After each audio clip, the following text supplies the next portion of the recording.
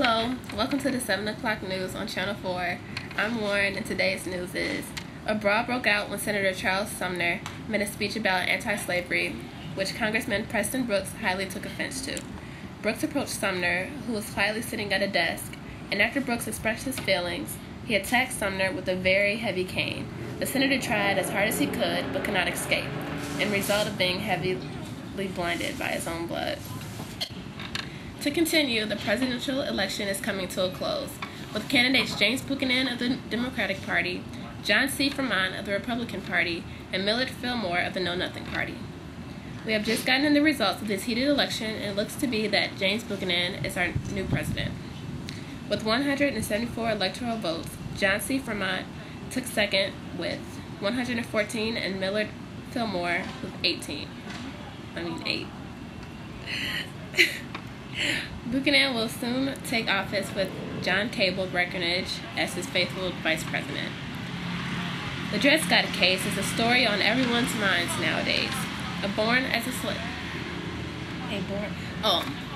slave, Dred Scott has taken his owner to court protesting that he should be free because they moved from Missouri to Illinois, which is a free state, and then he is forcibly taken back to Missouri and still declared as a slave. Roger B. Taney, pro-slavery, declared this to be faulty because although Dred Scott was American-born, since he was still of African descent, the Constitution could not protect him. Now I'm going to hand it off to reporter Sam for more information. Thank you, Lauren. I'm here with Congressman Preston Brooks to discuss the current incident that had gone on between him and Senator Charles Sumner. Hello, Congressman Brooks. May I have a few words with you? Yes, you may. What were you thinking when you went into the office and saw Sumner sitting at the desk? Well, I was furious. He had deliberately singled out my uncle for being for slavery and being physically handicapped.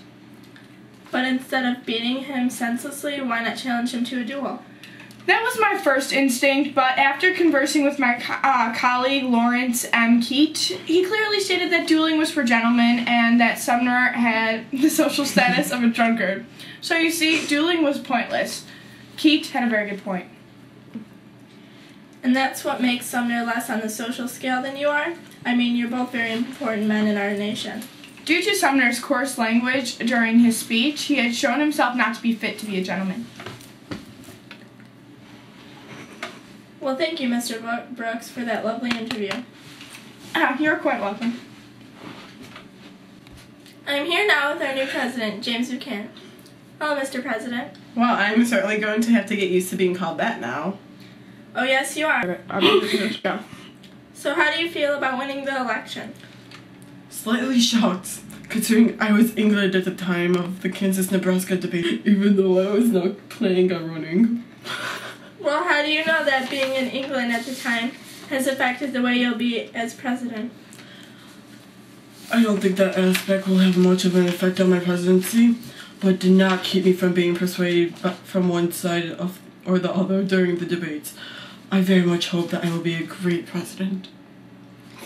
Thank you, Mr. President. You've answered enough information, and I'm sure you'll do a fine job as president. Thank you. Our next interview will be with our very own Attorney General, Roger B. Taney, who is currently working with the Dred Scott case. He would prefer not to be shown on national television because of his recent caseworks. How are you, Mr. Taney?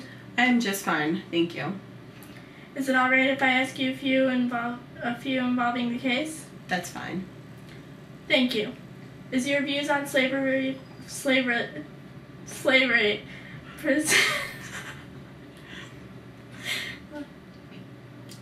Thank you. Is your views on slavery persuading your views on this case, sir? It sure is. See, someone who's of African descendant certainly does not have rights in our fair country. They're not protected by our Constitution. You people know what I mean. So they should not have a right to sue. They were brought here to work, not become political. That's a very strong statement, Mr. Taney. Is it not true, though, that you emancipated all of your slaves and then gave pensions to those who were too old to work? Yes, that is true. So why is it not right for Dred Scott to have the ability to sue? Because the decision to free my slaves and give them pensions was my decision, not theirs. So although you freed your slaves, you still believe that people should own them? No comment. I believe this interview is over now, miss. But I wasn't finished. Over. As you wish, sir. I'm now handing it back to our anchor person, Lauren. Thank you, Sam. Those are some lovely interviews. Now I think it's time to hear from our northern commenter, Molly, for her opinion on something that has recently happened. Molly? Thanks, Lauren. We had a very interesting year so far, but after hearing a few of those interviews, I decided I would like to give my opinion on the Sumner Brooks incident. Now, this incident obviously happened because a few people's feelings got hurt. But I highly think what Brooks did was unacceptable. There was no need to beat Sumner just because it seemed as if he were bashing his family. Both were somewhat at fault, and Sumner for his speech being disrespectful, and Brooks for not being able to control his anger. The whole scene with Keat was also allowing the fight to go on by protecting Brooks. Especially when he pointed his pistol at anyone who tried to stop the fight. Also, if Brooks was really a gentleman that he claimed to be, he would have treated Sumner with the respect even if he didn't believe he deserved it. Or if he disrespected his family, he would have still challenged Sumner to a duel rather than just walking into the office and beating him senselessly. Now I'm going to hand the floor back to Lauren. Thanks again. A series of violent events has been happening between pro-slavery and anti-slavery parties recently. The real problem at hand is whether or not Kansas should become a free state or a slave state. Government officials have decided to refer to it as Bleeding Kansas. We will have more news later on this evening. Tune in at 10 o'clock to hear the rest of the story. I'm Lauren, signing off. Have a good evening.